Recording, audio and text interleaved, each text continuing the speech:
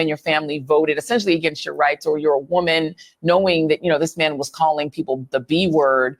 JD Vance was literally calling Kamala Harris the trash and said, we're going to take out the trash. I know a lot of Black women were incredibly triggered by that.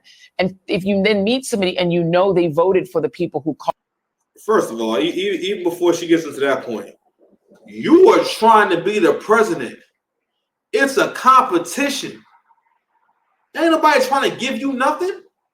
And which is why, listen, we all got a role to play. Shout out to Game of Thrones. Everyone has a role to play. And we got to select leaders based off of how competent they are. Not because again, a lot of this has to do with women in particular, especially modern women. They really think they're supposed to just get things. And you should just get things, and everyone deserves everything.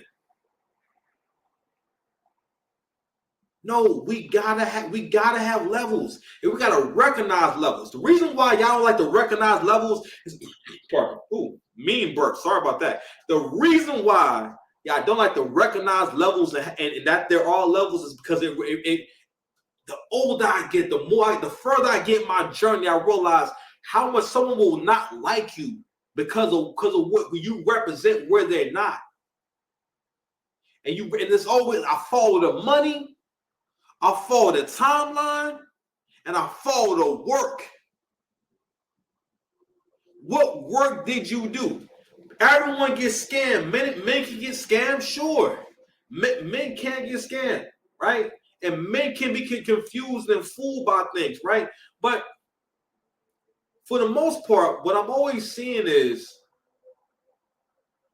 y'all not feeling as though I should get this because because I worked for it, I earned it, and I'm grateful to have it, right? Anywho, I want to stop that right there. I'm like, you're talking about being in a man's arena, and you're talking about a name.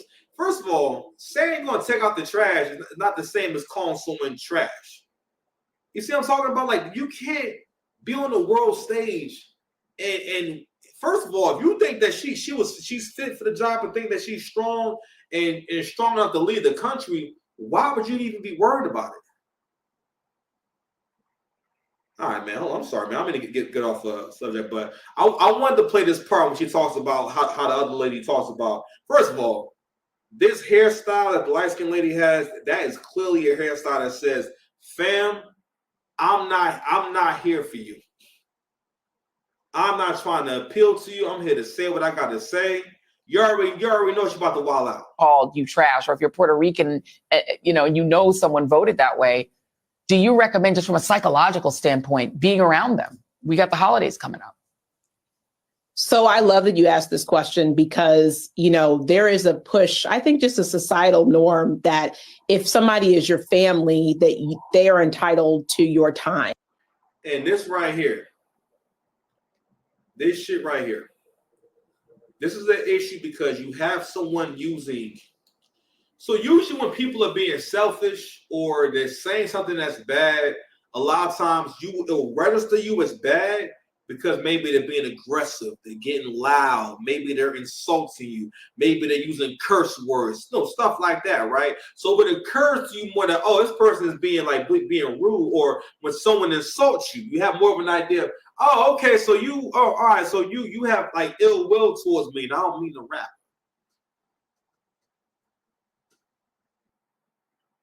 Right? Because of the words she's using and the way that she's describing it, in so many words, what she's saying is, if the people in your life will not allow you to have control over how they think, what their idea of right from wrong is, right, then you can't be around them or you can't associate with them. These are narcissistic, and this is what I'm talking about when you let crazy people influence the world. Because people will always imitate those that they look up to. You know what I'm saying? I mean, look at gang culture in particular, right? every young black man has grown up and wanted to put on a bandana before or put on the bandana. And you thought it was not so much the coolest thing, but like, yo, I mean, I remember in the 2000s, yo, bandanas were like a really like nice little accessory and everything. Now in the hood, you couldn't really wear them unless you was like you was about that. You could wear like you could wear rags that had like a design on them, but you couldn't wear red or blue or green or purple bandana. You cannot do that. Like you would get approached about it. You know what I'm saying? But it still became fashionable, right? All while not understanding what it means from the person who made it popular. Like really, those rags mean those bandanas came to mean violence or violent shit would happen because someone's wearing these bandanas. You understand? And you know, so you still have people trying to imitate that, trying to emulate that. Like this all that stuff, despite knowing this is gang culture, and you're not a part of that, and like bad shit will happen. So, and what I'm saying is that we have to be careful of who we're imitating, careful of who we're admiring, because people in general continue to take on narcissistic traits or narcissistic type behavior. So one thing that a narc does is the process of discarding. Hold on, y'all. All right, I'm back. This shit was taking forever. I'm trying to find something that really could kind of illustrate what I mean by discard. We'll just watch a few quick videos. I'm gonna bring this back because you need to see how my man Jim makes his turn. So let's. Hey Jim, so how do you know when the turn was epic? Let's see it one more time. Hey Jim, so how do you know when a narcissist? I'm doing that. That's why I gotta lose this 40 pounds. I gotta lose this 40 pounds so I can do shit like that. Listen, we about to bring you the 6 Paths of Hell channel in a minute. You understand? I'm getting down. I'm trying to be in my 40s. Listen, I'm trying to be the flyest gentleman, and I am getting. Let me get it back up. I'm getting from around you niggas. Okay, listen. I went and got some Caribbean food earlier in the area I usually don't go to, and it really made me realize they'll just really be happy for where I'm living at. Even though I'm still in the hood, but where I live at in the hood, because I felt uneasy.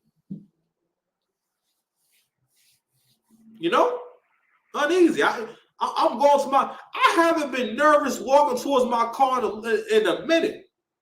I don't even like how the little niggas was walking. I was like,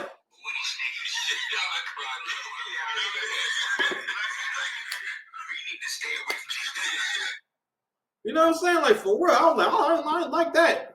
I didn't like none of that energy. I didn't like how they was walking. I didn't like their posture. The posture was threatening to me. I don't like that shit. I was watching them. You know what I'm saying? But buy my car and all that. Oh, nah, man. Yeah, Too many ashy hands. I'm getting bougie about the day. Man, listen, when this YouTube check come in, I'm gonna have an ascot on. I'm gonna start doing my broadcasting and role. But anywho, sorry. So we're gonna play some videos on the what this card is. But basically, Democrats or just modern women in general, well, not even that. We're seeing people who are narcissists influence the world and have them doing things that narcissists do, and creating a culture around someone's lack of mental health. All right. And it's an evil thing to have a relationship with someone and stop talking to them or cut ties over a difference in opinion. Because that's another form of manipulation. Because when you punish people, punishment is meant to control the person and manipulate them or control them or influence them to obey or comply in some kind of way with whatever's going on. That's the point of the punishment, is to make sure that you comply. So only thing you can do in a relationship that always is going to be the most hurtful thing is to remove yourself from the rapport you guys have, or basically cut ties, stop talking to them, don't be close to them, all this type of shit. And everyone knows that is heartbreaking. Whether it's romantic or friendship or a family member, that is heart, or even a coworker. It's not a natural thing to be close to someone And then one day you just say, nah, I'm good on you. I'm all right on you. Yeah, I know what we did.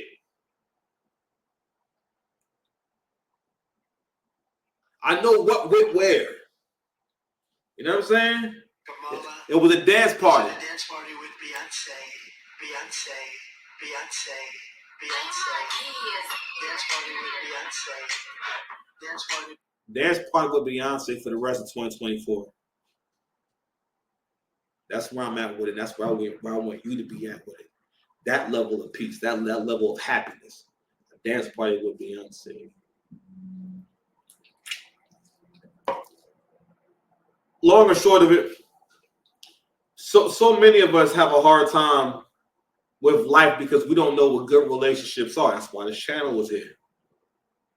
The level of accountability I want to bring you to, I'm trying to get you to 100% righteousness. Right now, I'm operating probably somewhere around like 115% righteousness. I only do all my shit is righteous. I don't hurt no one. No arguments. No grief. Beautiful and nice. Very demure. Let's check them out. Just is going to discard you. Sometimes they'll start ramping up their behaviors. They'll start getting meaner, may start making threats, or start using the silent treatment as their main way of communicating. Sometimes they'll start looking for a new person, a new supply. And if you see them always on their phone texting with a new person, that could be a sign. Often when the intermittent reinforcement stops, in other words, the occasional times when they do give you a little bit of tension or affection, when that stops completely, that's a sign.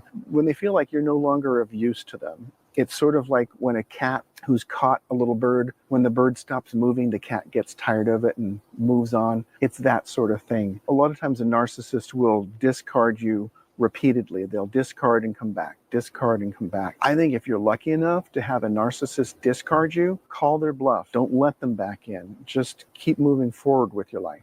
Hey, Jim, so how do you know when a narcissist... And, the last part he said was really important. Now, whether or not someone is a clinically diagnosed narcissist and whatnot, and I'm not sure if it really matters. I mean, hey, I think it's like a fun fact. But the thing is, like, even if you're not someone who could be clinically diagnosed, this behavior is demonic, man. This behavior is some demonic behavior. And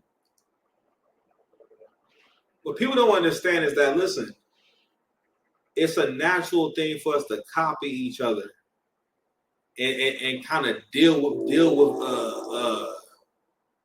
most at this point, it's mostly our emotions at this point and how we wind up feeling about a lot of different things. And what usually happens is we got to always be careful not to become a villain in someone else's life, because people transfer energy. So if you always in a bad mood, people who feel like shit always want you to feel like shit. Think about a meme, right? Or a joke. When people see a good meme or a joke, what do? They share it, right? You want to share either way. And that's why gratitude is so important. You got to find your way towards gratitude no matter where you're at, no matter how you feel that day. You got to find 20 things you're grateful for. I'm grateful I got all my fingers and my toes. I'm grateful I got glasses to put on. If I break these glasses, which I hope I never do, I got mad more. I got a case of glasses. So many pairs of glasses that I was on to the second case. The other case hold like 20. I got pairs in there I never wear. I realized, nigga, these goddamn tints is it's how did the bad bitches say? It's giving.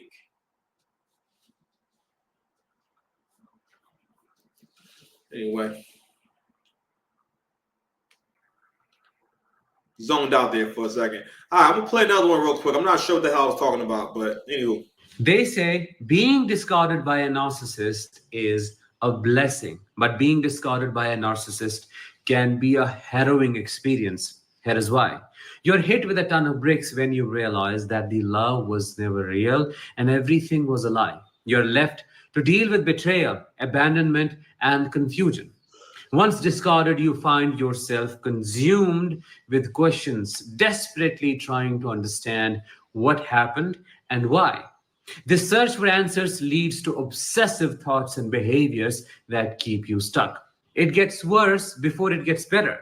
You deal with overwhelming sleepless nights, tear stained pillowcases, and a seemingly endless period of grief. Have you been through this? Let me know in comments.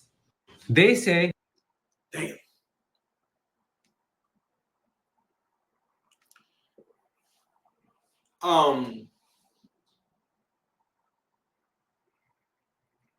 So that gives us a better idea what I mean by this whole discard thing. This is what this woman is suggesting, and I'm starting. And again, like I said this before. Not that it has to be this way. Don't get me wrong. The Western world breeds us to be narcissists in our own right, in terms of having a mindset where we're not aware of how other people experience us and what other people feel, what goes on in life, and how real. Actually, what is your expectation? Because a lot of times, what usually happens is people are driven by a few different things. Driven by dopamine, it's the shit that makes them feel. It really doesn't matter what it feels like. People are drawn to whatever makes them feel preferably good, right? Like women in particular, I had to realize is that women like experiences and stimulation, right? And men will think, man, like, why are you bringing this up? It's all gonna make you upset, or damn, we want to have a fight one night. And the man be thinking, like, man, I really don't want to have a fight, or I really don't want to argue and whatnot. And you kind of it never dawns on you that I'm like, man, like, why does she start these things knowing that's going to go in this direction?